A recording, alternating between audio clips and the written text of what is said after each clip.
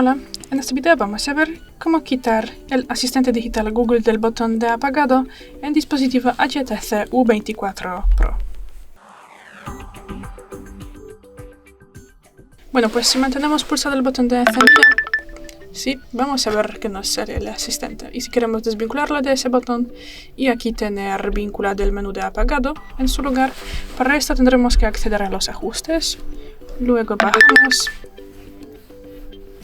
abrimos la pestaña Sistema, Gestos, luego mantener pulsado el botón de encendido y aquí marcamos la primera posición.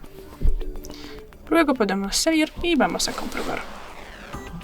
Bueno, y podemos ver que ahora en su lugar nos aparece el menú de apagado como queríamos. Gracias por ver el vídeo, déjanos un like y suscríbenos. Hasta luego.